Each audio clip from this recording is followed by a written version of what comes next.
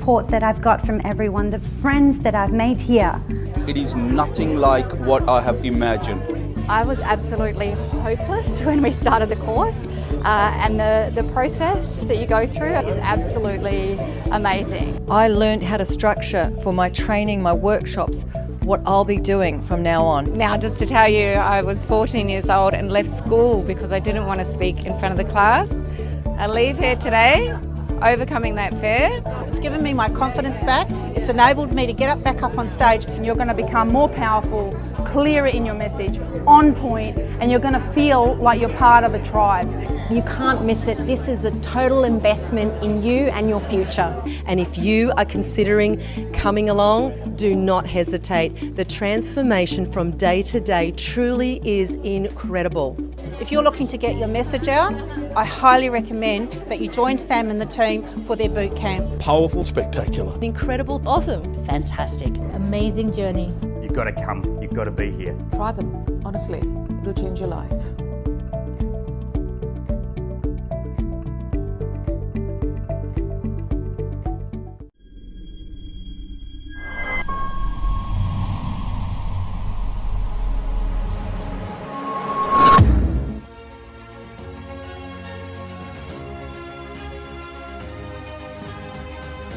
What if I told you that there is a place where you can dream big? A place where you can learn how to be an influencer. A place where you can collaborate with others. What if I told you that there is a group of people just like you? A group that's committed to make a positive impact. A group that believes in what's possible for the future. What if I told you that we can help you make a difference? We can arm you with the right tools to never be underpaid, undervalued, and underrecognized. What if I told you that you can join today, like right now? It's time to make a difference. It's time to shine. This is Speakers Tribe.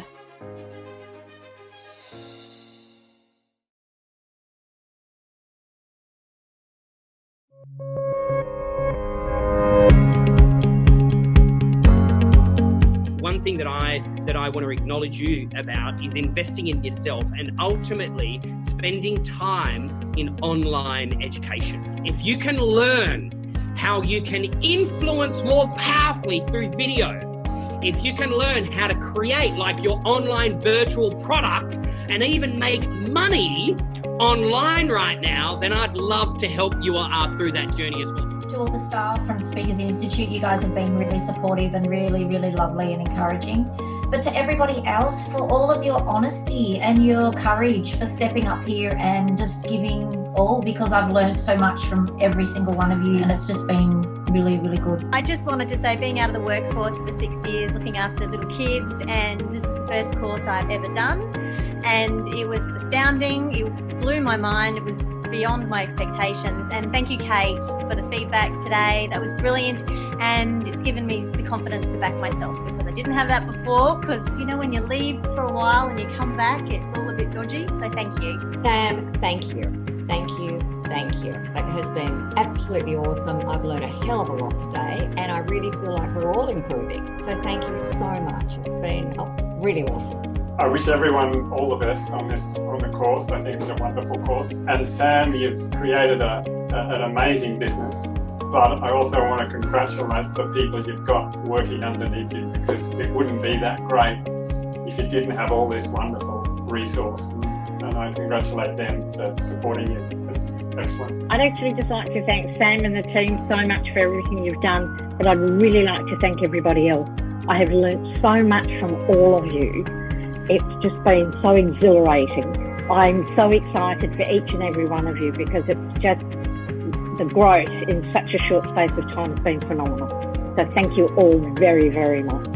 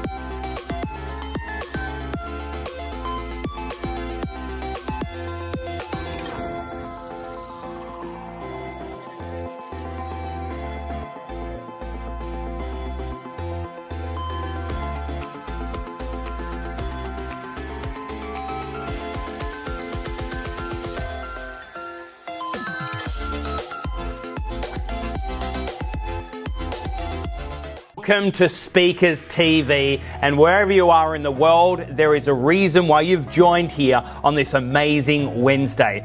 Guys, in this episode, we're going to bring to you some of the best speakers, some of the best influencers, and not only that, we're also showcasing a number of our students who have gone on to either write best-selling books, to be on TEDx stages, or ultimately get them to share their journey on how they made it from an ordinary life through to knowing exactly what their story is and then ultimately learning how to get that story out there. We truly believe in you, and I'm really glad you're tuning in to our Wednesday episode of Speakers TV. We'll see you on the other side.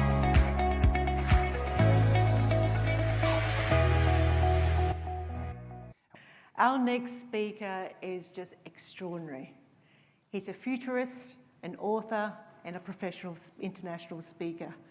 He shared the stage with Hillary Clinton, Nobel laureates, European and Australian heads of state. In fact, he keynoted at the G20Y20 Global Summit. He's also been on the TEDx USA stage. His travel itinerary with 240 international dates means that he is the most sought after professional speaker. Ladies and gents, Anders Sorman-Nilsson. G'day. How you going? Yeah? Cool. Can you all make sense of my slightly weird Aussie-Swedish accent? Whatever. We're cool with that. Where are the introverts in the audience?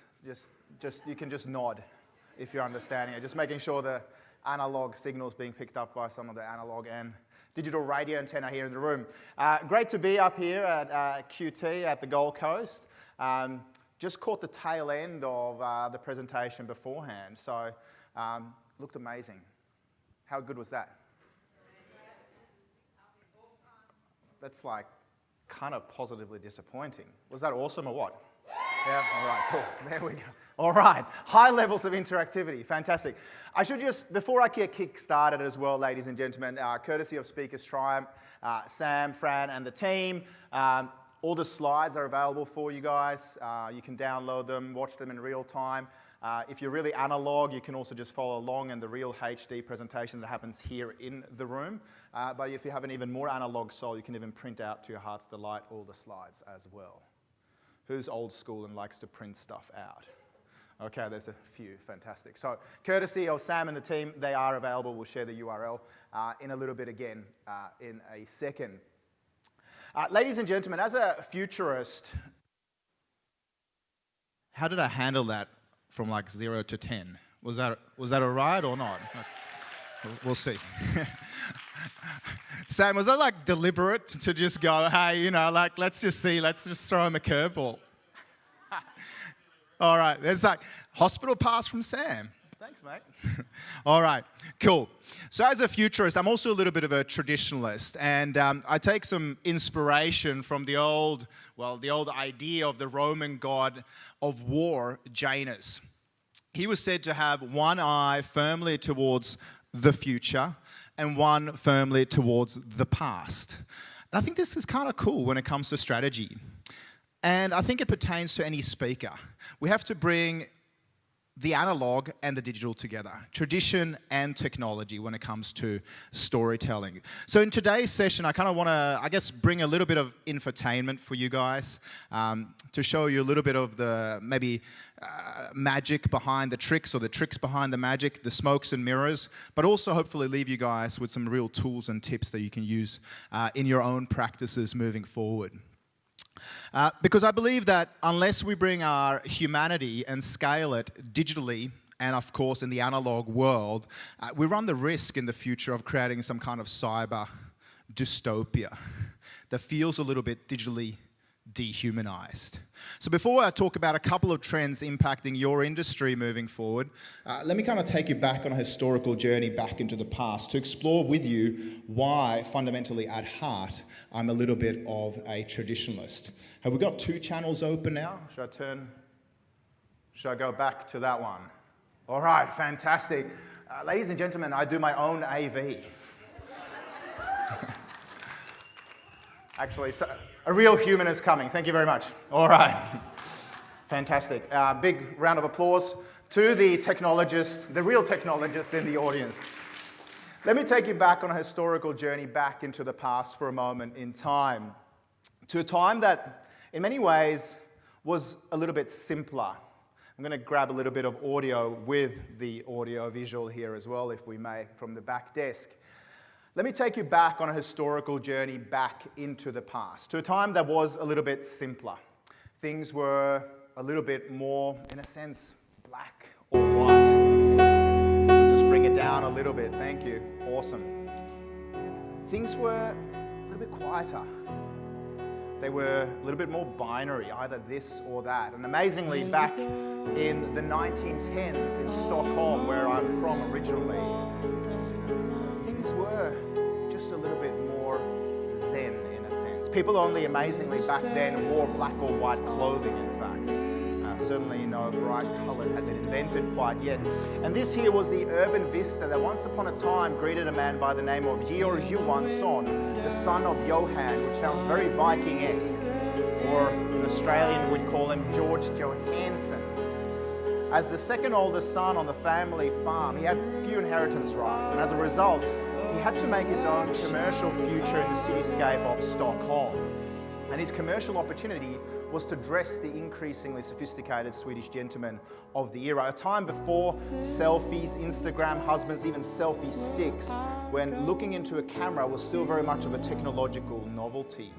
His opportunity was to open up the doors to his little menswear store in Stockholm in 1916. And as he became a man of commerce and entrepreneurship and a nod to his farming background, he changed his surname from the son of Johan to the man from the southern farm, or in Swedish, Georg Sorman. He's my great-grandfather, and as you can tell, he must have been a bit of a futurist because he's got an awesome haircut, a cool little pocket square. You can also see that we share some genealogical traits with North Korean dictators. And he invested in the latest technology of the era, the neon sign, to win the then analog hearts and the then analog minds of yesteryear's customers. But for my mother, Birgitta, who looks pretty awesome for a 106-year-old, as you can tell, we moisturize in our family, and my mum still dresses me every day before work. For her, the business world has drastically shifted underneath her feet. Today's customer, just like your customers, are now behaving differently, amplified and augmented through new technologies. We are all, as B2B customers, behaving like cyborgs, people whose mental and physical abilities are extended through new technologies. And in her case, this means that they will walk through the shop, spend time with mum, have a glass of wine or a cup of coffee with her while she's telling them about the provenance of the goods, the family businesses from around the world that she sources her goods from. She'll hand over free intellectual property, and then after scanning a barcode incentivized by Amazon with a 5% discount to contribute to the real-time pricing in the cloud. Who remembers the good old days when cloud was just a meteorological term that blocked the sun in Melbourne, right? They say, hey, we'll think about it, and you know they're not going to think about it. Then they turn their backs onto mum, go to the door, to the sound of a lonely, very small bell, they go outside and order the item on Mr. Porter or at amazon.com/fashion instead. This has been brutalizing my mum's now third generation business. The business is now 103 years of age, and just like many speakers in the industry who hopefully you guys will disrupt, many established speakers in Australia are living on old merits, just like my mum. She goes, if we just pray and hope long enough, this internet thing is just going to go away. All right? My mum doesn't like change, and I think that's in many ways quite human, right? Because change can be awkward, can't it? Who remembers puberty? Okay. Has anyone ever tried changing a partner? Okay. Not necessarily physically exchanging them for somebody else, because I know from personal experience that can be very expensive. Worst financial decision you can ever make. All right? But like selling them on the concept of paleo diets, more long walks on the beach in 2019. How does that pan out by the 21st of January? The problem, of course, with change is that change doesn't care whether my mum likes it, we like it, speakers of any generation like it or not. It's always going to happen without our permission. And when the rate of technological change externally, including the buyer's journey of your business-to-business or your non-for-profit customers, when the buyer's journey is shifting faster than you're adapting, innovating, and being creative in your own practice, sooner or later we'll face the music, just like my mum. And the reality is that the way she runs this business and the way many professional speakers run their businesses in a very analog and frankly unprofessional manner. My mum, her version of big data is with a pen and paper, 1, 2, 3, 4, 5 shirts or versions of this SKU left on her shelves. How does that compare with Amazon? Right? The reality is that in many ways, the way she runs her business in a very old school fashion is perfectly prepared for a world that no longer exists. And the world of speaking has drastically shifted, which for you as aspiring speakers is really good news. Because there's a lot of speakers, and Sam would attest to this as well, who are living on old merits, but who have not embraced the new scalable means of communications that is now at your disposal, right? Who still send faxes to speakers' bureaus to gain cut-through, because this used to work in 1991, right? And my mum likes to continue doing things the way her dad did before him and his father before him, because this is how to connect with humans, right? Now, can you imagine how annoying it must be to have a son who's a futurist, right? My mum has absolutely no idea what I do for a living. She calls me her son the glorified astrologer. Right? There's no one like your family to tell you what you truly do for a living, right? And you're going to face these challenges when you go and you, of course, build your professional practices moving forward as well. I wrote a little love letter to my mum a few years ago called Digilog, How to Win the Digital Minds and the Analog Hearts of Tomorrow's Customers, where I argue that, Mum, you don't have to throw away the analog baby with the digital bathwater. But to truly connect and win both the hearts and the minds of tomorrow's customers, you have to excel at both tradition and technology. They are not mutually exclusive, but mutually reinforceable. Now, this book has the ears of Fortune 500 executives. The former head of retail at Westpac credits this book in the bricks meeting click strategy of Westpac that have seen it move from number 4 in terms of retail banking customer satisfaction to number 1. Unfortunately for me, the person I wrote this love letter for has not yet read the love letter. I feel like a stalker to my mum, right? Some of you have met my mum in Japan, for example, right? A few years ago, financial services conference, or maybe you missed my mum there. I actually did bring Mum to one of these gigs in Tokyo, Japan, a few years ago, which was a special moment in time for me. So what have I just done? I'm going to kind of just go smokes and mirrors here a little bit. Now, who thinks that any speaker that gets up and talks about a book they've just written is a bit of a douche? Okay, you can raise your hands. But did I do it slightly differently? I go, love letter to my mum, build a bit of credibility, and then go, I'm heartbroken, because she doesn't read it. But there's some people from Westpac that do. Yeah? Really, what I'm just asking for from a therapy perspective here is for my mum to listen to me. Okay? Who feels like you're just part of family therapy so far? Okay, you guys send me the invoice, please. All right? So, hopefully some opportunities, just in the opening here, for you guys to think about, hopefully some value, but also what's going on behind the scenes as I'm speaking to you guys today. So, let me move forward. I just want to give you the terms of reference, because we are going to come back to your worlds of professional speaking. the terms of reference here, the analog world, the digital world, right? This is the old school way of speaking, right? It's printed materials, it's the analog, it's physicality, right? Meeting, of course, not just the face-to-face, but also interface to interface. Bringing together old school communications with new school, the offline and the online.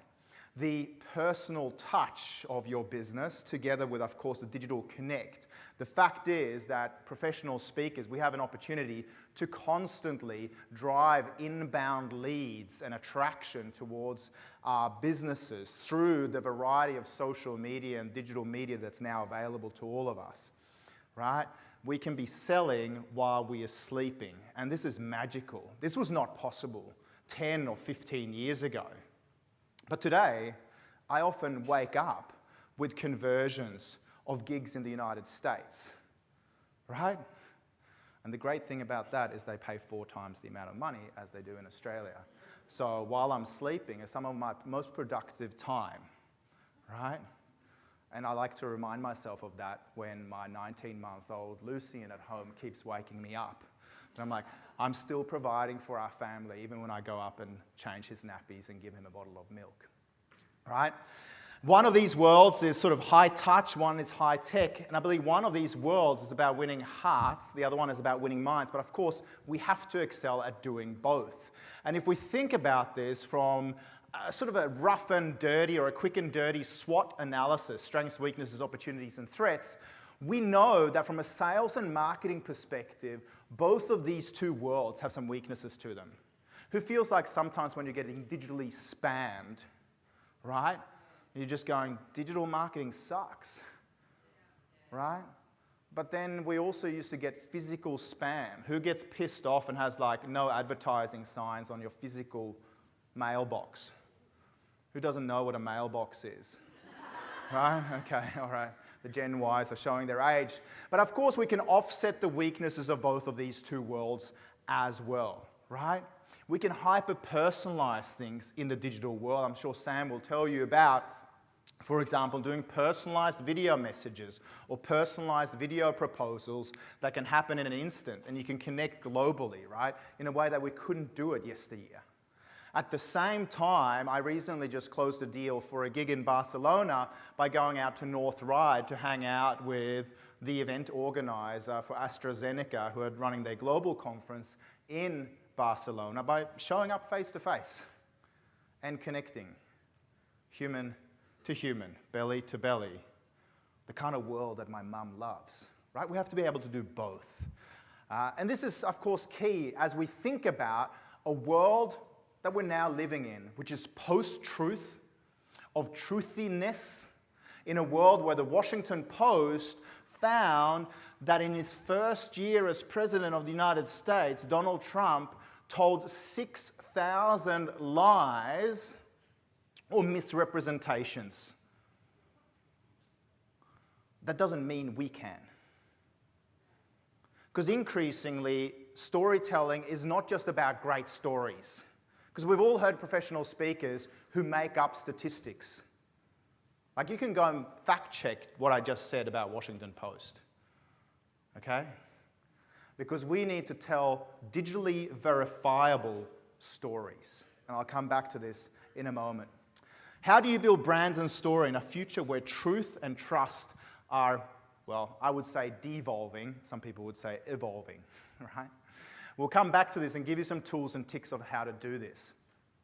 Because in today's world, we are still sort of limited by how we think about work. A few years ago, in the United States, the then Secretary of Defense, Leon Panetta, thought about the fact that the battle lines of war were shifting, right? And he thought, why don't we start awarding medals for heroism for drone fighters, drone pilots, and cyber warfare professionals?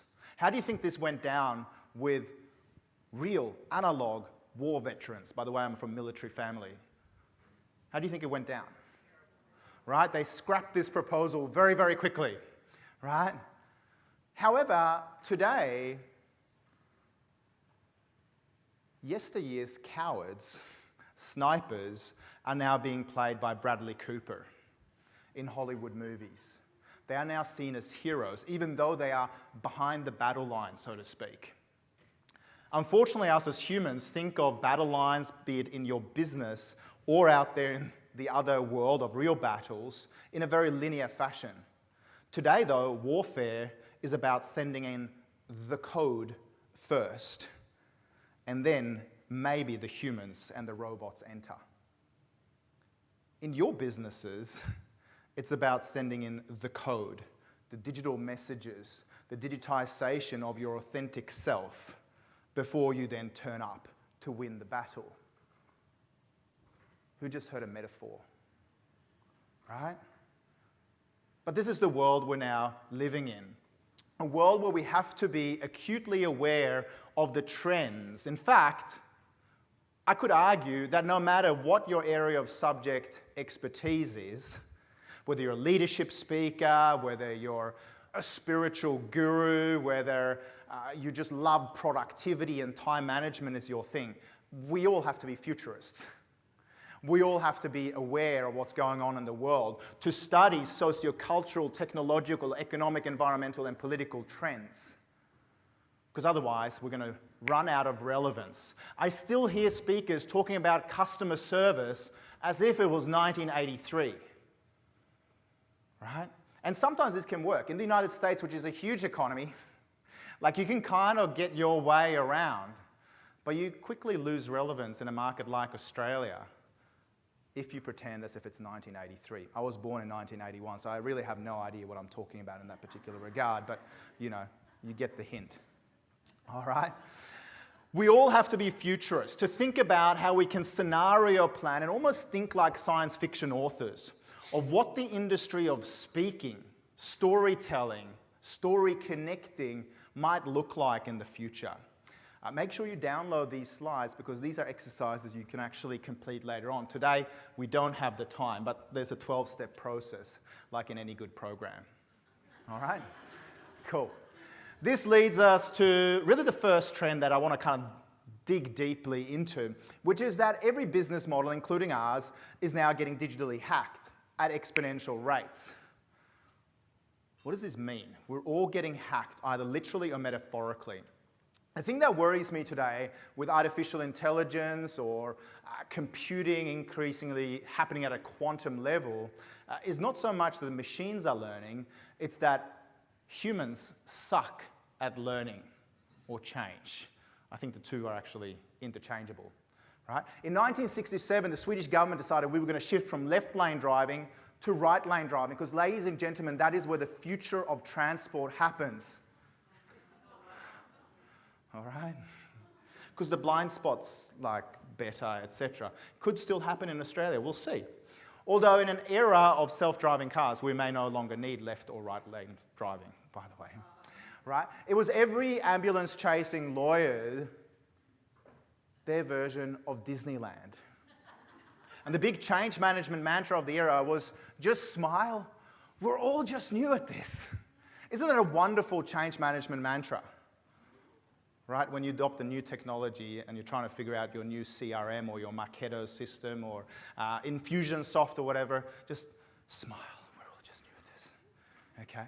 Let's compare and contrast that world of change to this one. And imagine for a moment sending your kids, your nieces, your nephews, maybe even your elderly grandmother in her wheelchair out across this intersection on her way to the retirement village.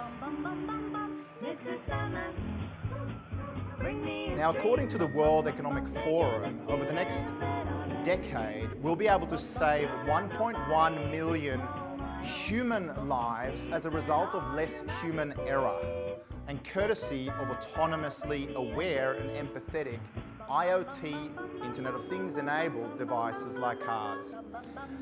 Having had my annual holiday in Italy a few months ago and just barely escaped, I welcome the day when humans are no longer behind the wheels. And when I recently shared this in Mumbai, India with one of our clients at Bharti Airtel, they said, Anders, this is nothing new. This is what it looks like in Mumbai every day of the week. And we have semi-autonomous cows as well. My mum always says, Anders, the digital world is digitally dehumanized, easy to say if you're Swedish. But in fact, I believe we can be more empathetic, courtesy of new technologies that enables all of us to design our consumer and customer journeys in a better fashion. Technology is now becoming more human and humane, and enabling new ways of telling our brand stories. We've moved from an age of brand storytelling that was just about screaming out our message, right? To a world of social media where all of a sudden it actually became a respectful dialogue, right?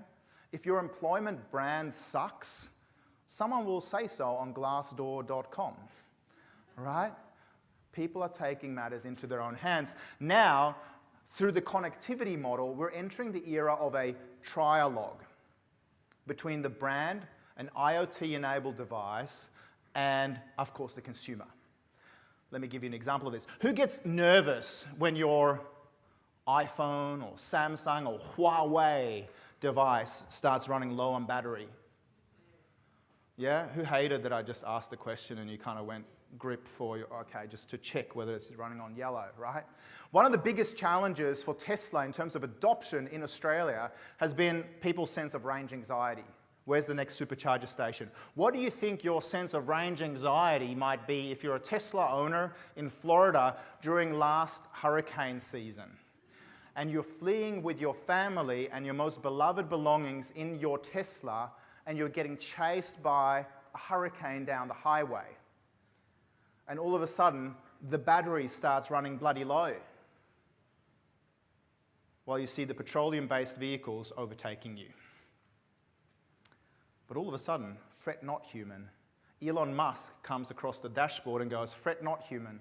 We've just remotely upgraded your battery via the cloud so you can safely get out of harm's way. True story. What do you think your relationship to that cold piece of technology has now just become? Right? Relief. It's deeply connected, right?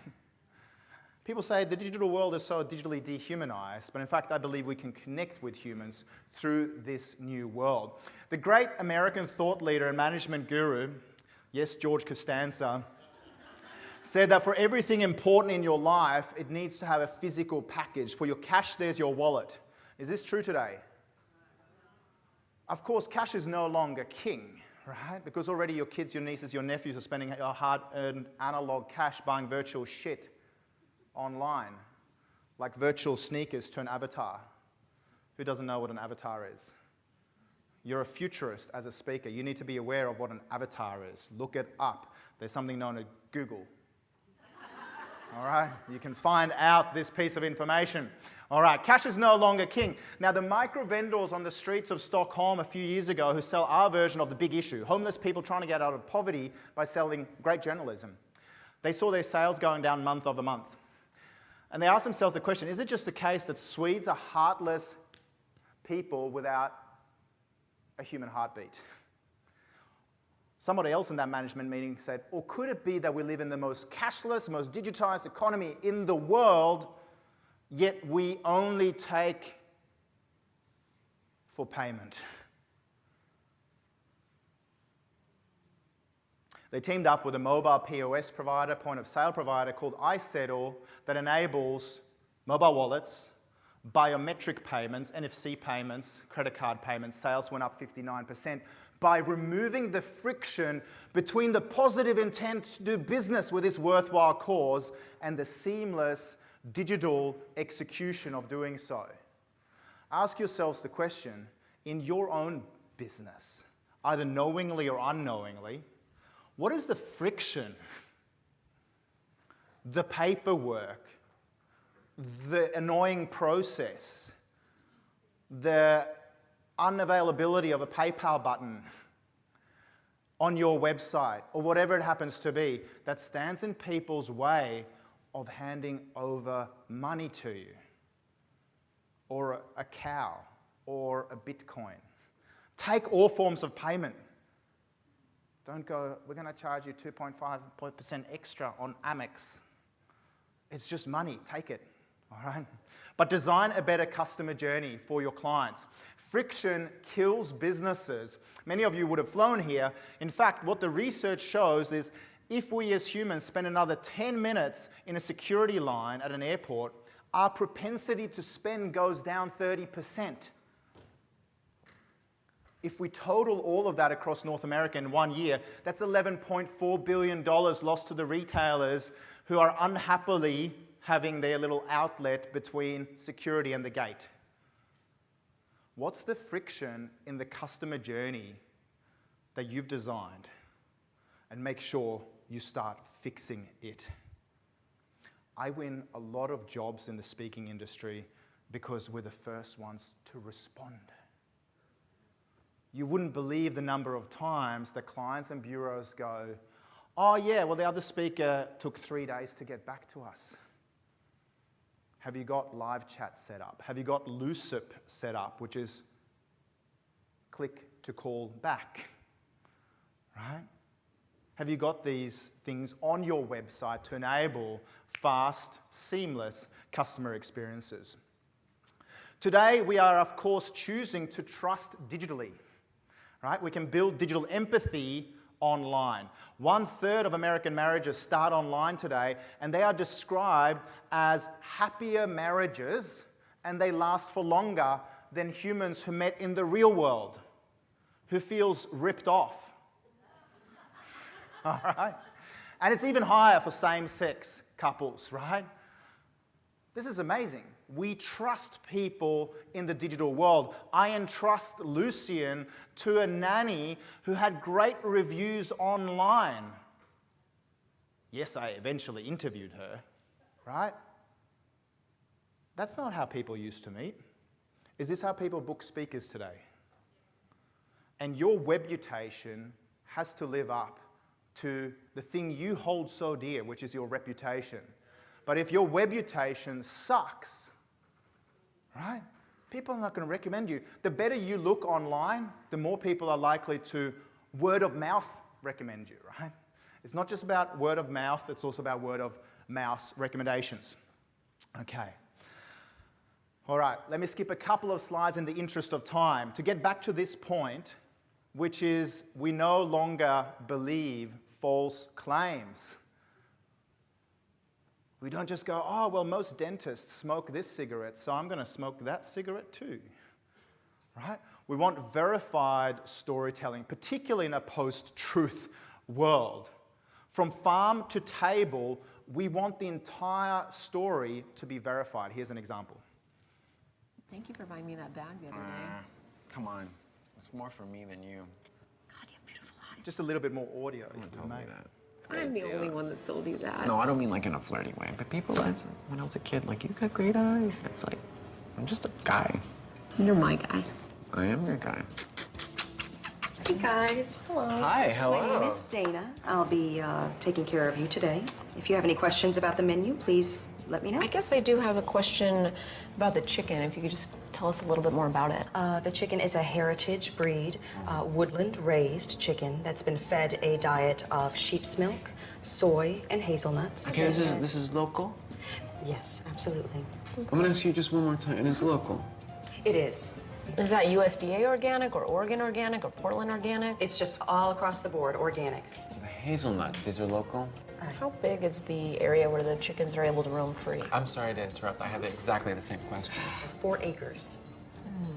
Give me just a second. I'll be right back, okay? Okay. Okay. Great. She's nice. Well, you're doing the right thing. I'm too apologetic. You are. I drove way too slow here today, didn't I? Yeah. I am so weird with that gas pedal. The thing just moves the whole vehicle forward. And All right, so here is the chicken you'll be enjoying tonight. You have this information. This is fantastic. Absolutely. His name was Colin. Here are his papers, okay? That's great. He looks like a happy little guy who runs around. A lot of friends, other chickens as friends. Putting his little wing around. All right, you get the drift, I'm sure, right? Now, I'm not saying you guys are restaurateurs or chickens necessarily, but the idea here is that it's not just about fanciful storytelling, right? So what's an application to this? Ask yourself, is your LinkedIn as good looking as it should be, right? Have you got a good photo up on there? right? Have you got verifications? Have you got testimonials? Have you got your hashtags and your keywords right and set up, right? Because people check us out all the time. We digitally stalk each other all of the time. And from farm to table, right, or from speaker all the way through to the conference that you'll eventually present at, of course, people digitally stalk us through the entire value chain. Now, when it comes to beef, for example, we can tackle food fraud with cybersecurity. Food security through cybersecurity, verified on the blockchain all the way back to the farm where the cow that you're about to have tonight, the holy cow, once upon a time lived until it was harvested, as my agricultural clients call it. Isn't that a lovely term? Like, we're the vegetarians in the room, they're like, what do you say? A human or an animal being harvested, right? Okay, that sounds awful. Until they're slaughtered, but then some of us really like Angus beef. I do apologise. I try to be vegetarian, which I know is the more futuristic style of eating, but I still love protein. Who's with me? Okay, all right. No, we're not going to talk about that. All right, cool. What is happening here, though, is a really important human trust leap. And Rachel Botsman, one of our thought leader colleagues, does this really well. She's just released a book called Who Can You Trust?, where she talks about the fact that today we're living in a world that's not devoid of trust. It's just that trust is digitally democratizing. We used to trust institutions like the church. Now, not so much, right, in terms of recent events. But instead, we choose to trust three things. An idea, like Airbnb. People can rent out their homes to strangers. We were told, never get in a car with a stranger. If a stranger's at the door, don't let him or her in. Now we just go, your reputation is awesome. Here's the red carpet to my home. Here's the key, I'm going away. Why? Because secondly, we trust the platform. And thirdly, what's the person's reputation? What's your reputation on those platforms? That can enable us to make a trust leap to booking you guys. Because a trust leap is always involved. And you guys have the opportunity to shape this. And if you're going, I don't know about this digital world, well, the science fiction author Douglas Adams has some words of caution for you. He's come up with a set of rules to describe our reactions to new technologies. Anything that's in the world when you're born is normal and ordinary. It's just a natural part of the way the world works. Anything that's invented between the ages of 15 and 35 is new and exciting and revolutionary. You can probably get a career in it. Anything invented after the age of 35 is against the natural order of things. As a 37-year-old, I know I'm on a slippery slope right now. The good news is that there's a bunch of speakers out there, professional speakers, who are about to get very, very digitally upended by the people in this room, who are going to start mastering the digital ways of telling your stories. Luckily for these old school speakers, if they retire today, robots can no longer take their jobs. All right? Or humans can no longer take their jobs. And this is totally normal for my son Lucian, who grows up with his human intelligence, which is going to be augmented and amplified by artificial intelligence, who grows up next to Baby X, an artificially intelligent bot from New Zealand, who played Mozart perfectly at 9 months of age. Lucian was a slow walker. He started walking at 16 months of age.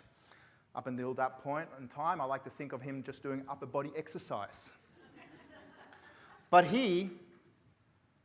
for him, this artificial intelligence that can scale his human ingenuity, authenticity, creativity, and do the grunt work like spreading, easy to say if you're Swedish, punching spreadsheets, Lucian will never have to do. He won't have to learn how to drive a car because AI will do that for him. Are you using your human intelligence and amplifying it with artificial intelligence? Having just touted the benefits of the digital world, I also believe that the digital world can be extremely ephemeral. It happens quickly, yes, but it's also easily forgotten. Who remembers your first digital MP3 download?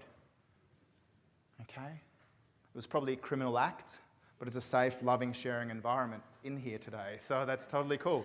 All right. On the other hand, and maybe we were demographically biased, who remembers your first vinyl, cassette, or even CD, right, for the audiophiles amongst you? Vinyl is forever. Nobody remembers the first digital download. I really just share this particular slide because when my brother and I are out and about, people go, sing us that song. 8 laughs. Okay, fantastic. It usually goes down a bit better. Proclaimers, 500 miles. Okay, all right, fantastic. Okay. My mum gets super happy with the fact that today, right, last year, we hit a 25-year high in UK vinyl sales. And no, it's not just DJs, right? Mum goes, we're going back to the past. It's safe. We're going to be great. It's going to be a new renaissance. Right? A retro renaissance. Then I go, Mum, we also, as speakers, as business people, have to focus on the data. It doesn't suffice to be nostalgic and think that being nostalgic is the same thing as being strategic. We are not going back to the heydays of vinyl and the analog, but the analog still matters because sometimes we overhype new technologies, like conversational commerce. Who's got an Amazon Alexa Echo in your home? Have you ordered anything on it? Okay, not in Australia. You can't in Australia, all right. That's friction to be solved by Amazon. Out of the tens of millions of devices that are installed in American homes, only 2% of Americans have actually conversationally commerced with Alexa. And out of those 2%, 90% have never reordered a thing, even though it's supposedly seamless. Right? We have to balance tradition with technology in our industry. Turn up and be bloody awesome in person, but also digitally scale your stories. When I met my financial advisor, Gavin, what was I given? A word of mouth recommendation at an Aussie Sunday barbecue. Now, back in the day, you would have gone, I choose to trust Gavin based upon a word of mouth recommendation. What do we now do? I digitally stalked him for 3 weeks to see whether the brand connotations, futuristic, understands technology investments, really personal, whether his reputation stacked up to his reputation, to see whether we had friends in common on LinkedIn, to check out his social media reviews, his testimonials, to check out his YouTube videos. I also downloaded, because Wi-Fi in the air in Australia sucks, so you have to download things first before you get on a flight. Downloaded some of his thought leadership articles. Eventually, after 3 weeks, I emailed him to make an appointment in real analog reality. Now he's been helping me for the last 8 years. But if he only had the analog touch points, but nothing in between, he could never have garnered where he lost me on the customer journey. Now, because he places cookies on my computer, he knows how people are progressing in their customer journey. He knows that somebody who fills in a form to download his thought leadership articles is pretty close to a sale. And if I had not picked up my laptop and emailed him, he could have contacted me because he now had my details. Do you use the technologies like this? Okay. Got a couple of more slides and then we're going to wrap up.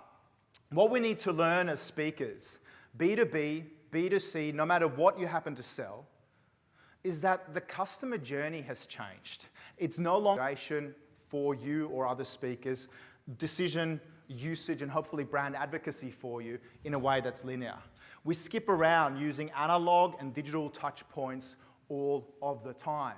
And the question is, where are the gaps in your customer journeys? And if there are gaps, you need to fill them with amazing content. Let me give you an example of this. We've been doing some advisory work in Colombia in the tourism industry. Moving from awareness to engagement, evaluation, decision could look like this. Aha, awareness. There's a magical place called Cartagena on the Atlantic coast, right? Through Google. I want to be inspired by movies and pictures of Cartagena. Instagram, Pinterest. Imagine if you're a tourism operator or a travel organizer, a travel agency, if you got great visual content, video, etc. Evaluation. I think I want to experience Cartagena in luxury. What are the top 3 hotels or premium speakers I should be thinking about? Decision. I'm ready to decide, but how do I make the best decision? Is there a buyer's guide on things to consider in Cartagena? Whether to live in Old Town or maybe in one of the luxury resorts outside of it. How does this translate into your worlds, right? Have you guys got a buyer's guide? Like one of our blogs is when you're choosing your conference speaker, here are the 7 criteria you as a client should be thinking about. You don't need to book me, but they do. Because we build trust digitally. Finally, next year I want to trump my experience in Cartagena. I've already decided to I do my own stunts too. There's a white line here, I love it. All right. But I want to go further afield to Spain. I want international yet local expertise and curation. Maybe the travel agency that I've already booked with can help me with that. We get deeper into our relationship. And today, as speakers, we're all technology companies with a license in professional speaking. If you're just going to the digital world's too difficult, think again. Because digital is the lingua franca of business. It's not English or Chinese. Digital is the language we all have to master. And you don't want to be illiterate in it. And this is what the research shows us. Business buyers are willing to pay up to 30% more for a superior experience, right? We want to download articles, not see ads, right? We also think that content has a key role as a buyer in helping us decide for which speaker we're going to go with. You guys all have to be thought leadership content generators. And today, we have the means at our disposal all of the time. It's in your back pocket. We are digitally democratized, and it's easy to do. And your authentic voice, where your mess is your message, as you guys all have memorized, is a very authentic way of connecting heart to heart, belly to belly through the digital world.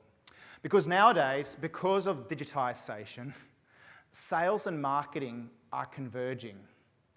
In fact, you're all smarketers. And people who understand that sales and marketing are converging. When people download more content and stream more content, the sales function just kind of happens automatically. Most of the time when I have a pre-briefing call with a client, particularly overseas, they're like, we've already watched all your videos. We just wanted to do a final check. Right?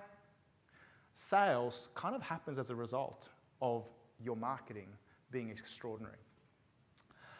All right, let me start wrapping up. We are living in a pre-world that is ordained with data. And today, courtesy of the digital world, we can be more humane and customer-centric by being data-centric. Claiming that we're really customer-centric because we just kind of good, like we have this rapport with humans and we gather little snippets of data, doesn't scale. But if we have data about their preferences, all of a sudden we are. And as speakers, we are in the transformation economy, which is really exciting. Because we used to be in an experience economy, which still matters. But today, courtesy of Nike, Lululemon, Acorns, or Rays as they're now called, they are in the business of having humans self-actualize. You guys are in that business. The question is whether you're communicating your role in that transformation economy. All right, I'm out of time. I don't usually skip slides, but let me give you a final couple of questions, ladies and gentlemen. That was like the most awkward. I haven't finished yet, but I'm nearly there, Sam. All right. Futurists don't leave you with 3 silver bullet points. By the way, that's a really easy way for those of you who don't want to fix all your clients' problems to just go, I'm going to ask questions instead. Because have someone told you that you have to give them like 3 practical things to take away from your presentation? I kind of go against the grain on that. I mean, it's good advice, but yeah. I ask questions because futurists, right? Our role is to get your creative wheels into motion. Full stops and silver bullets end cognitive inquiry. Questions get our creative wheels into motion. And my 5 questions to all of you today are the following. Firstly, how can you get 2x the result with half the effort? Through your creativity and also technology. Which old analog processes in your business, remember mums 1, 2, 3, 4, 5, right? Don't offer you any actionable data insights and need upgrading immediately. Maybe invest in a new marketing system like Infusionsoft or HubSpot so you can actually be customer-centric by being data-centric. What's the compound effect of your competition adopting the right exponential technologies while you simply don't by 2025? What's the analog baby in your business, in your authentic self, in your human experience that you mustn't throw away with the digital bathwater, but which can be further augmented and amplified courtesy of technology? And finally, what would your competition not want you to do next? Now, you might all ask, Anders, whatever happened to your mum's little shop in Stockholm, Sweden, where you'll all get 10% mates rates next time you see my mum? Never miss an opportunity to sell or to invite to buy. Well, my mum thought about these 2 worlds and realized that maybe they're not mutually exclusive. She's decided to sort of sit down, quieten down a little bit, and have a conversation with a little Swedish digital unicorn called Spotify. You might have heard of them. To see if she could bring a new soundtrack to her brand, to see if there was still future relevance in her old school business, in the personal touch and the intergenerational wisdom of doing the perfect little pocket square read video content, to see if video, sound, and of course digital scalability could connect her old school black and white brand, to take the history, the heritage, her mess as a 3rd generation owner-operator and translate it into multicolored, increasingly globalized future. And as a result, she's digitized both the back end and also the front end, including my brother as a cheap male model. He does a great blue steel. And nowadays, digital and analog touch points seamlessly interweave. And while mum doesn't get everything right, she now adheres to the mantra of just smile. We're all just new at this. Enabling a beta mode of learning or change. And I want to encourage all of you guys to go out and be sticky beaks for the unexplored and to come up with rip-snorting, smarketing ideas that have real chutzpah. Because I think that way your professional speaking businesses will transform. And I think that's exactly the way they are meant to be for the future.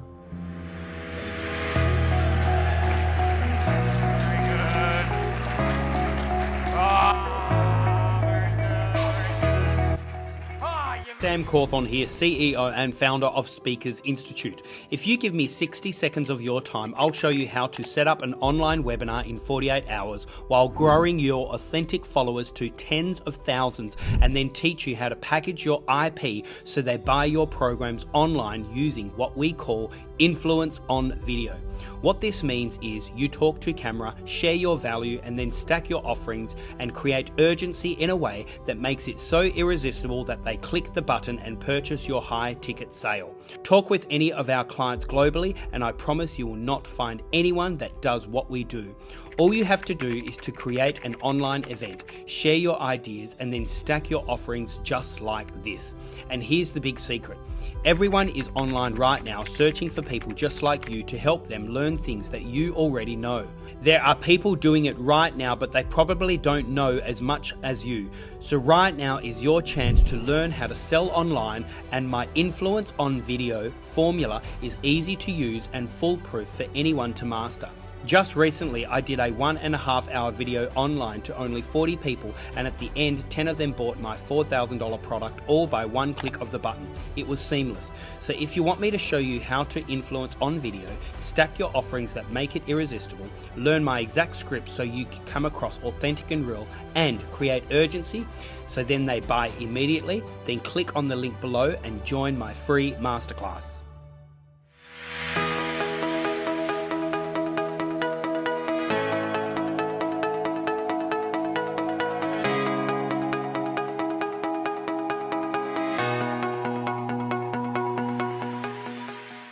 Share, how good the feeling was after completing the session, and I think the feedbacks were just too good. So that is forcing me to think beyond.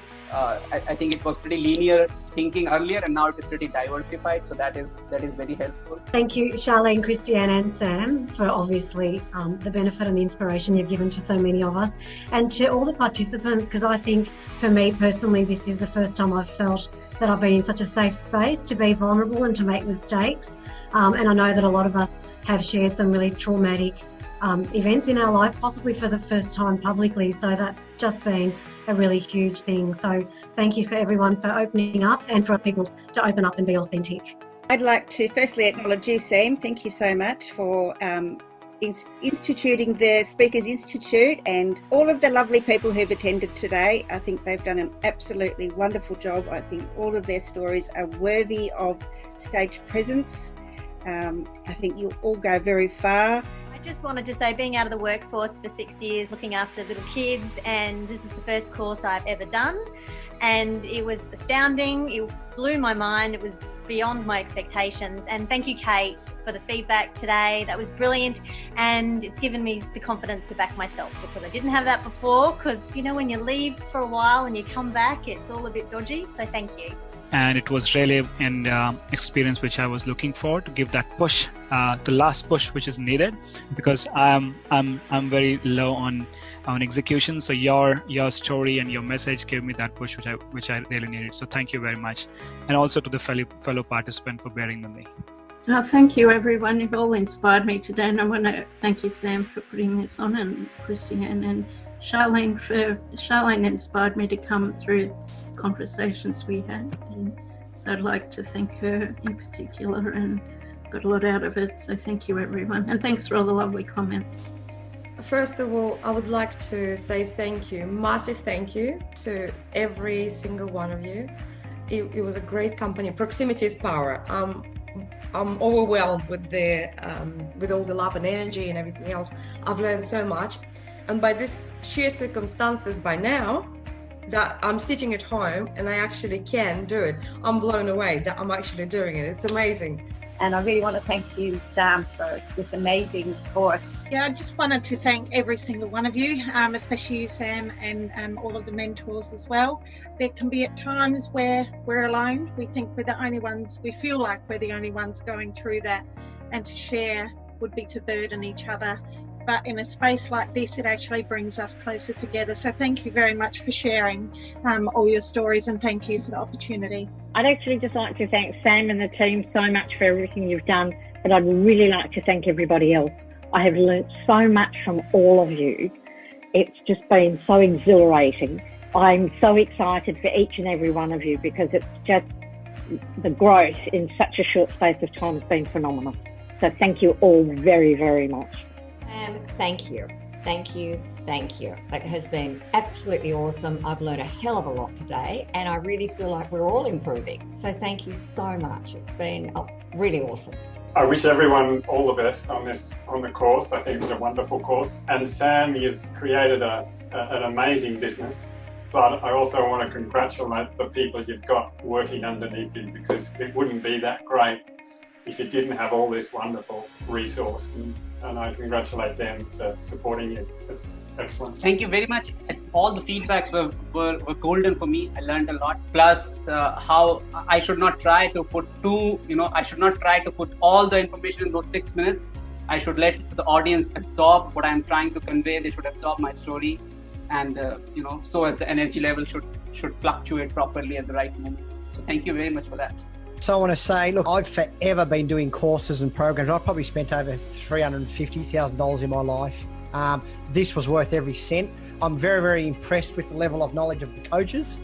And they just kept offering gold nugget after gold nugget. Definitely was worth every minute as well. Yeah, I really want to thank the coaches, and I've noticed a difference in everyone as well over the last couple of days as well. So thanks. Guys, I just wanted to say my work relies on face-to-face workshops, speaking at conferences around the world. So investing in this course is really about looking to the future. So it's really an investment in the long term. It's been a really, really professionally put together course. So commendations all round to all of you.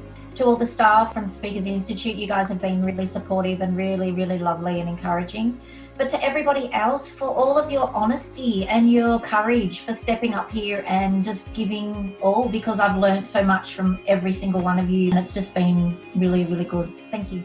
My name is Sarah Cordiner, and a long time ago I was one of the proteges. Now back then I had absolutely no idea where I was going to go. I was an expert in my field, but I was working very much in the corporate space. I also had no followers on any social media accounts. I had no email list. I had no people anywhere on a database that was out there in the public market. But I knew that I needed and wanted to get out, get online and make a difference to the world. And I knew that the only way I'd be able to do that is to go out and start speaking, putting myself out there as an individual. And it was really confronting because there's all these kind of things that we go through. Will people like me? Will people engage with me? Will anyone even care about what I have to say? Will people mock me? Will people criticize me? Will I be torn down by my competitors or trolls? So I had all of these worries, like everyone else does, not knowing where I was going to start. You know, do I start with the logo, the website, the message, the thing, the branding, the story? It's all very, very overwhelming. So I want to reassure you guys that I was absolutely there. After going on Sam's program, I have gone on to win multiple awards. I have now got over 20,000 students in 146 countries.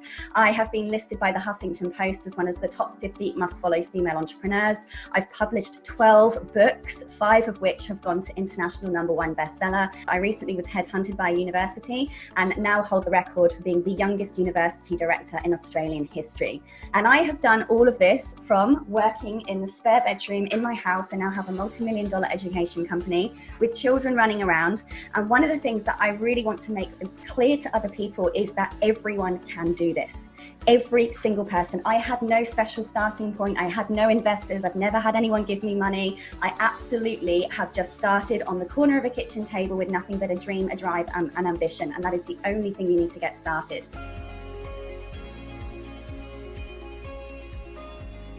I was in Smithsonian Museum, Washington, D.C., and they had a fabulous collection of Mughal textiles on display when I was there. The reason why I'm here is I want to learn speaking in front of people. I wanted to learn the technology of speaking in front of people. This is our world heritage. Once these weavers lose their skill sets, it's extremely difficult to create those skill sets. I can tell that you really care about this industry. I do. I see your heart, and I believe that you are going to create a global movement. Thank you very much, Speakers Institute, and thank you, Sam, for putting together this whole program together. Thank you.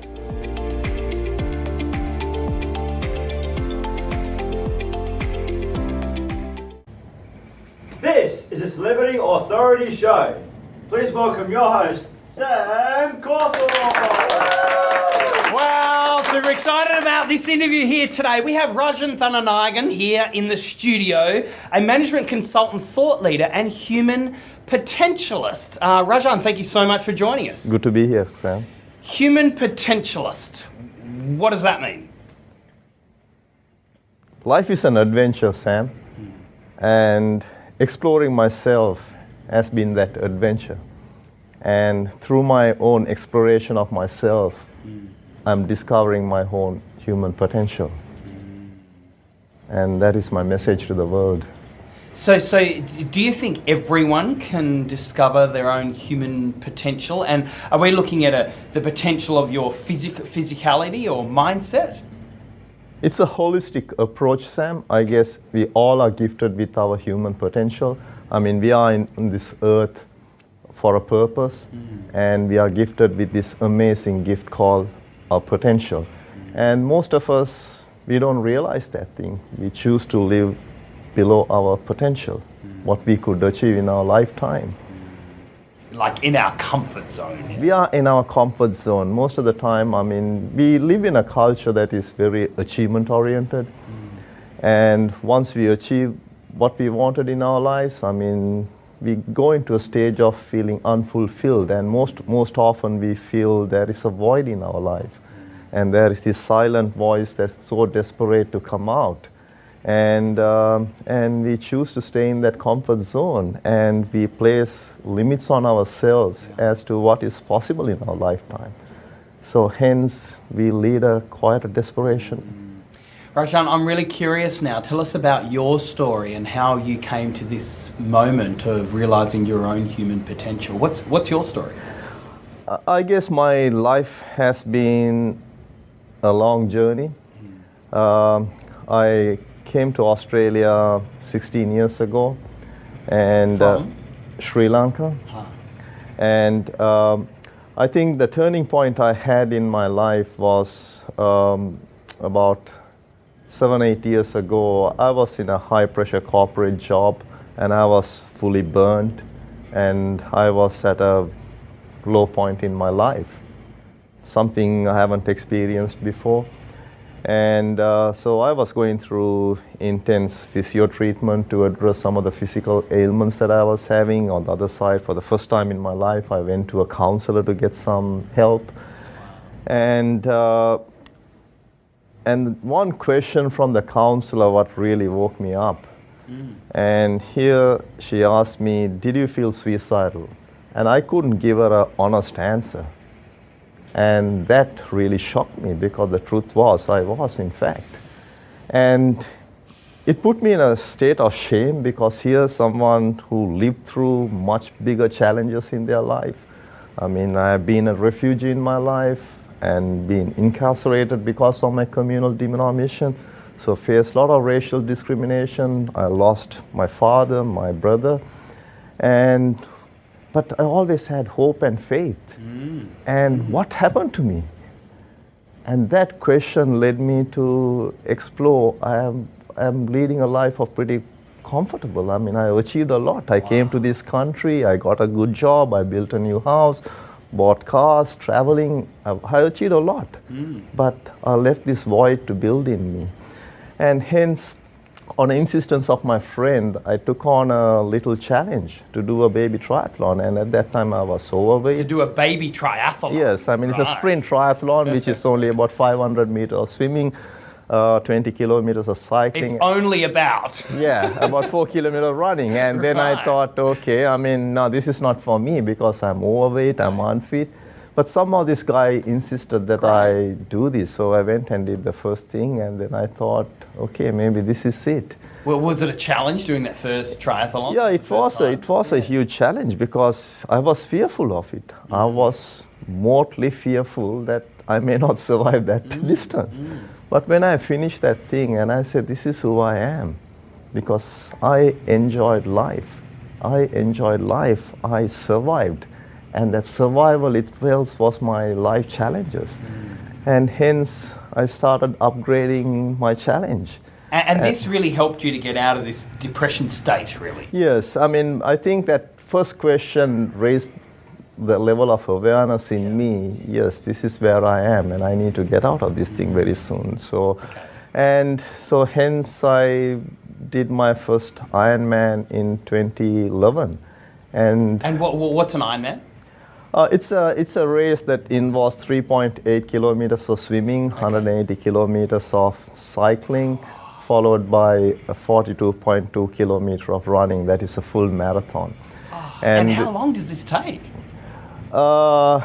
It can take anything between 8 hours to 17 hours. So Depends how fit you are. yeah, exactly. And that's So non-stop. that's No, you non-stop, can't- you don't back to stop. back, continuous. So they say it's arguably the toughest race.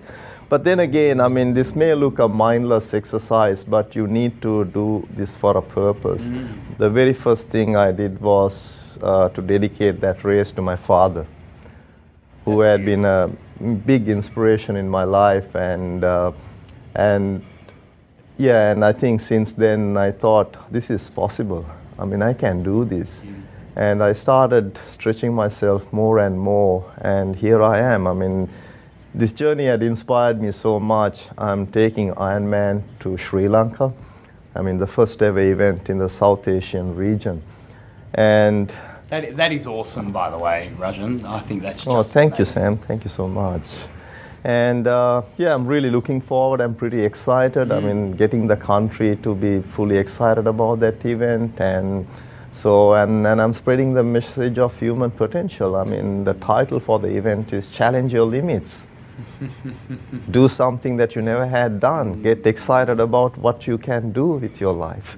And that message is sinking in, not only in Sri Lanka, globally, I would say. So for other people out there that might be feeling what you were feeling many years ago, that they might be stuck, or let's say they're even having these depression or even suicidal thoughts, how do you get through that transition? What, like, go out and Yes. do an Ironman, is it? Or No, I wouldn't recommend that. I mean, there's a 4-step process, Sam. Okay. So number one, raising your level of awareness, understanding the dissatisfaction that you're going through, the state that you are in. Great. And that awareness will help you to really articulate where you are at this moment and what are you feeling. And once you connect to that feeling, it's a case of turning that dissatisfaction into something of an inspiration. yeah, that's great. And out of the inspiration, you go to the step 2, answering your why, That's great. and gaining the clarity of purpose, of your purpose on earth. And step 1, 2, so you're still in your comfort zone and all what you're doing is some work. And step 3 involves you taking on a challenge that can Now you're ready to take action. Yeah. absolutely yank you out of your comfort zone. And step 4, So can we go back to step 3? So taking on a challenge. So this challenge could be anything from trekking Kokoda through doing an Ironman, or maybe even doing a new business venture. it can be is that right? anything. It can be anything. It can be anything in the sense, it may be a case you want to become a speaker because you believe you have a message out in the world. But you are fearful. You may think, oh, my voice is not good. I don't have a stage presence. And I'm telling you, challenge those limits. Go it's out not there. just a small challenge, it's a big challenge, Big challenge. yeah. You can take, I mean, the amount of challenges, it can be even doing your first kilometer of running that you never had done. Great. And then step 4? And step 4, taking action, building that momentum behind the challenge so that you start realizing your milestones and the goal. And the end outcome is not a goal, Sam. The goal is to learn and grow. There are only 2 things that can happen to someone's life. Either you are growing or you're decaying. There's nothing in between. There's no sitting on the fence. No, there is That no is sitting on the great. fence. You're either learning or you're dying. That's exactly right, Sam. And going back to your journey, did you just do the one Ironman? No, since then I've done 14 Ironmans. You've done 14 Ironmans. What all here in Australia, or? I mean, globally. So I've been traveling through Asia, done one in New Zealand. And yeah, so next year I'm very excited. I mean, I would get an opportunity to go and race the World Championship in Hawaii. So I'm pretty excited about that. So next year I'm really looking forward to it. Mate, look, that is just exceptional, Rajan. So will you just continue to do this? Are you inspiring other people, obviously now bringing it to Sri Lanka? I guess What's next? my biggest inspiration is my 2 kids. You can't teach a kid about life values, but you can show them how to live them. So I'm becoming an example for them to model in their own life, and I constantly challenge their limits.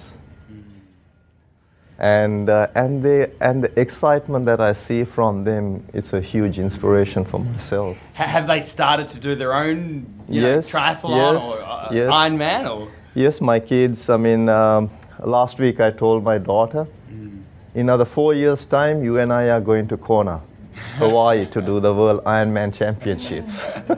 And she's excited? She is damn excited, I'll tell you. I mean, she's already starting her training. She's a really good swimmer. She swims so gracefully and so beautifully. And now she got it naturally in her to start cycling and running. And yeah, she'll be a force. Rajan, you certainly are a human potentialist. You're a living embodiment of that. Thank you, we Sam. thank you and acknowledge you for the message that you have in the world. And also, we're going to follow your journey, particularly there bringing it to Sri Lanka as well in 2018. Rajan, thank you so much for joining us here on pleasure, the Celebrity Sam. It's a Authority. However, look, just before you go, we have a challenge for all of our guests. And the challenge is the 10 questions in 60-second challenge. So I know you're up for challenges. So Rajan, do you accept the challenge? Bring it on! All right, Rajan, your time starts now. Favourite colour? Blue. Blue. Favourite food? Sashimi. Sushimi, yeah. Favourite celebrity? I would say Dr. Mohammed Yunus, founder of the Grameen Bank in Bangladesh. Wow. Well, he sounds very inspiring. Favourite actor? Late Robin Williams. Yes, yes. Oh, total. Patch Adams, one of my favourite movies. Yeah. Favourite professional speaker? There is this dodgy guy called Sam Cawthorn. I don't know who you're talking about. Favourite book? Man's Search for Meaning by Viktor Frankl. Oh, yes. That would also be in my top 5 as well. Absolutely. It's a phenomenal book. It is. Favourite movie? Toy Story. Toy Story. Come on, that's awesome. Favourite city? Colombo, Sri Lanka. Where I grew up. Yeah, I have been there once. Favourite drink? Water. Water. Water is life. Absolutely. Favourite pizza topping? I would say seafood and cheese. Ah, yum. And Rajan, if you could be an animal, which animal would you be? I would say I would be an eagle. An eagle? Why is that? Because you need to soar. Life is meant to soar and enjoy the freedom. And I feel the eagle embodies all those characters. Absolutely brilliant. Thank you so much again, Rajan, for joining us here at the Celebrity Authority Show. Thank you, Sam.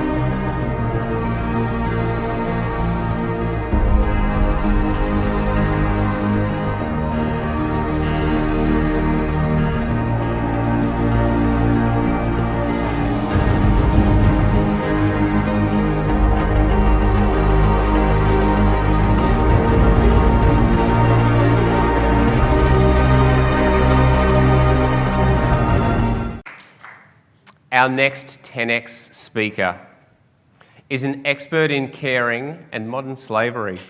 Having worked in caring professions for the past 20 years across 5 continents, she has learned some of life's richest lessons from some of the world's poorest people. Her mission is to see Australian businesses inspired to do good for local and global impact. Today, she will be sharing stories of people who have inspired her and what we can learn from them. To show you how the future of good business is doing good, please welcome to the stage Sarah Morse. Imagine. Can we have the slides at the beginning, please? Imagine. It's first thing in the morning. You're walking through your local shopping mall and you haven't even had a coffee yet. That's good. It's drastic. And so you're walking around, bumbling along, trying to think about what you need to do that day. And all of a sudden you spot them. 2 coffee shops next to each other. 2 coffee shops, 2 cups of coffee. Let's call them Cup A and Cup B. Cup A is fair trade coffee in a biodegradable cup. Cup B is made with slave labour in Africa in a plastic cup. Now I know it's first thing in the morning, you're still really tired, but almost by instinct you make a choice. Can I see by a show of hands who would choose Cup A? Now for those of you who don't have your hands up, I assume you're Cup B, but don't worry, nobody's judging you. So there's about 100 people in this room. And so just then was a picture of the current statistics, which show that 87% of consumers would purchase a product because that company stood for an issue that they care about. And check this out. 92% of consumers have a more positive image of a company when the company supports a social or environmental issue. But have you ever felt like most companies just don't care? Have you ever felt that they're just out to make a quick buck and not really interested in giving back? Has anyone ever felt that?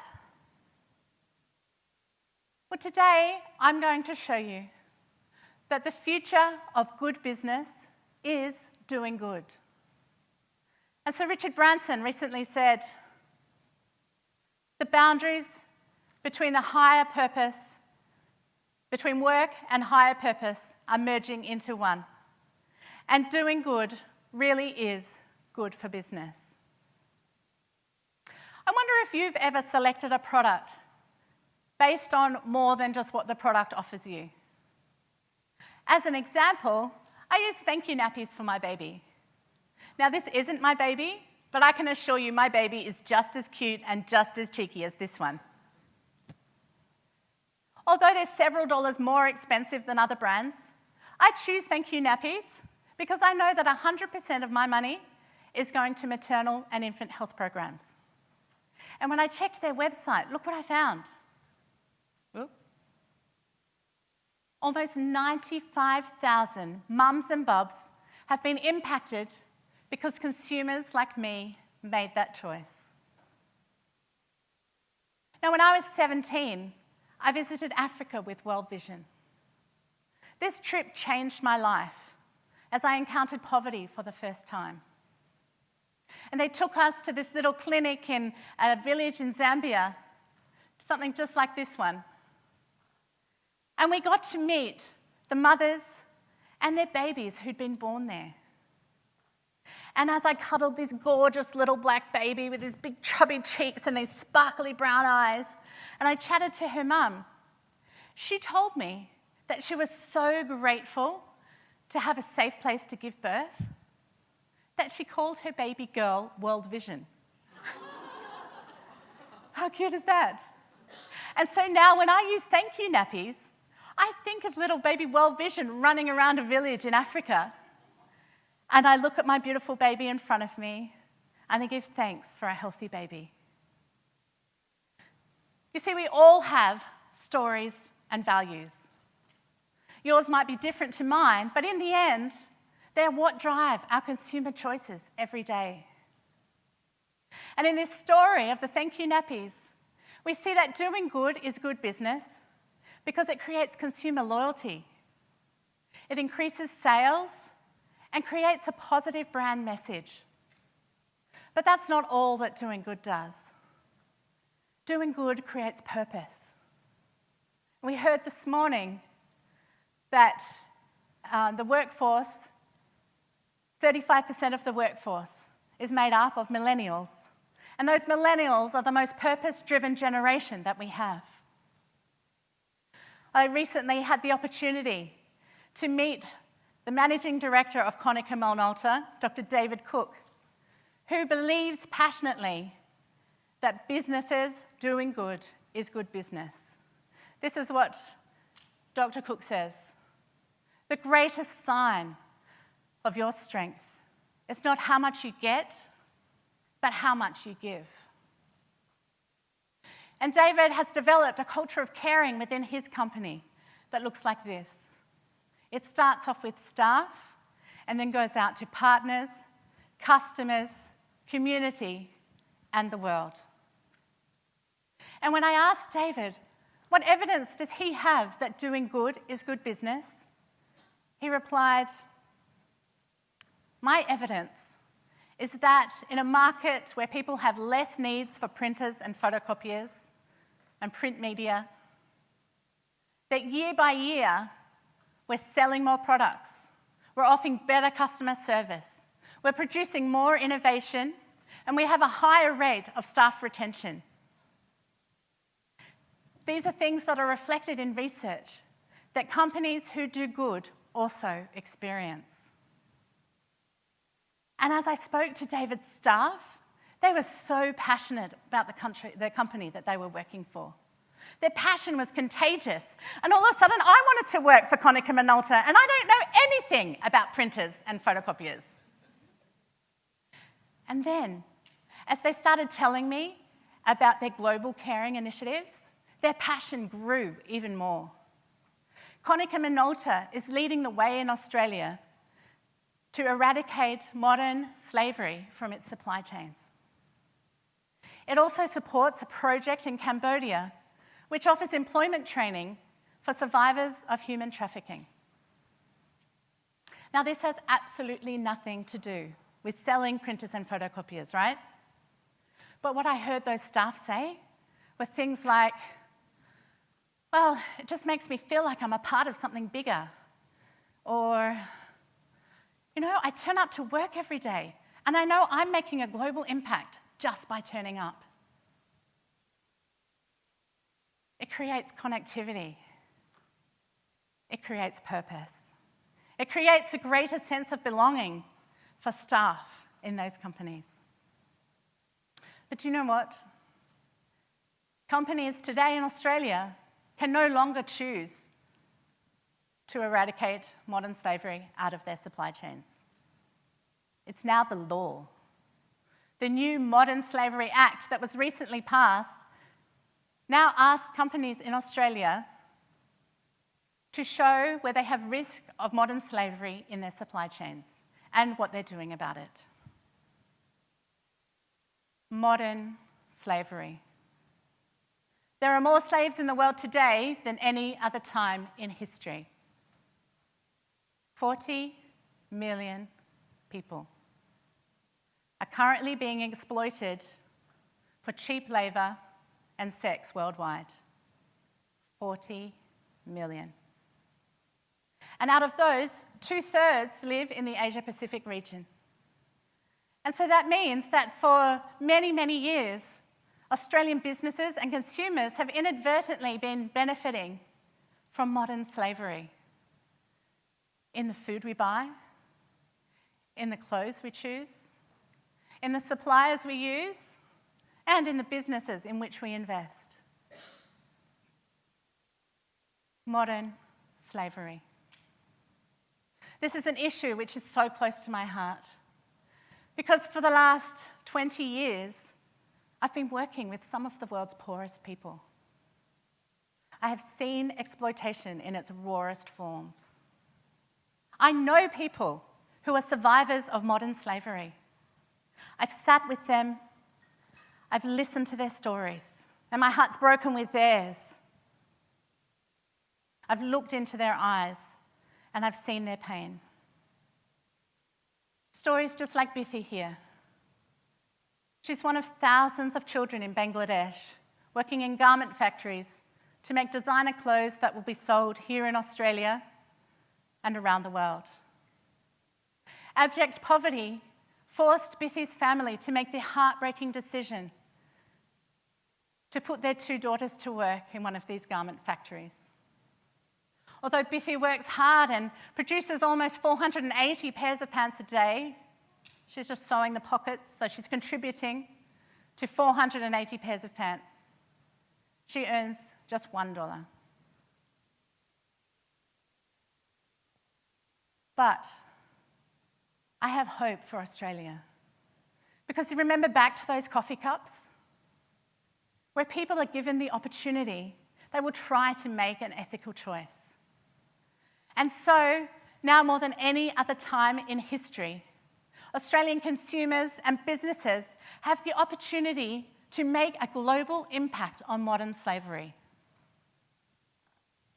Now, more than any other time, if we comply with the Modern Slavery Act, we can actually see thousands of people like Biffy freed from modern slavery. And what happens when those people are free? It means that their children are born into freedom. It means that we have the power to change a generation. Right now, before us, is an opportunity. I like to call it corporate social opportunity. This is the opportunity not only to increase your company's bottom line, not only to see a higher rate of staff retention, not only to create purpose within your company, but to create a local and a global impact. Opportunity.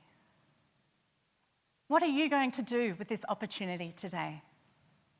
Perhaps if you're a consumer, you can switch out one product for another to make a more ethical choice, or contact the people who make your product. Or if you're an employer, maybe you need to get your team together and work out what you're doing about the Modern Slavery Act. You know, the consumer voice is only going to grow. But now, more than any other time, we have the opportunity to impact the world. So when we take this opportunity, we know it changes our business on every single level. The future of good business is doing good.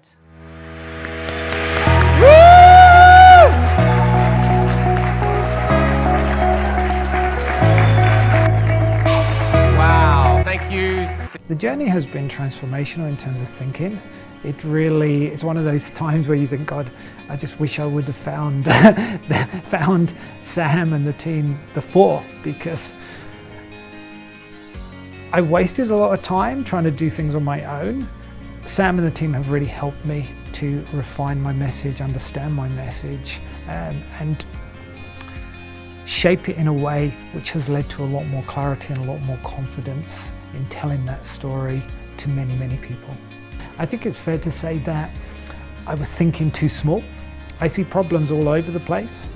An element that I'm particularly passionate about is the benefits of food. I changed my diet a decade ago, and that has really shifted my entire lifestyle, my entire thinking, and it came from that one thing. So I'm not saying that changing your diet will change your entire life, but it's certainly the starting point, and certainly in my experience it was. And I want to share that energy, I want to share that passion, I want to inspire people to make changes in their lives that they can change and speak to global audiences around the world. So I'm trying to think bigger. It's kind of a scary thought, but over the last 6 months I've made a lot of progress, and I'm doing things now that, you know, a decade ago I just wouldn't have even contemplated doing.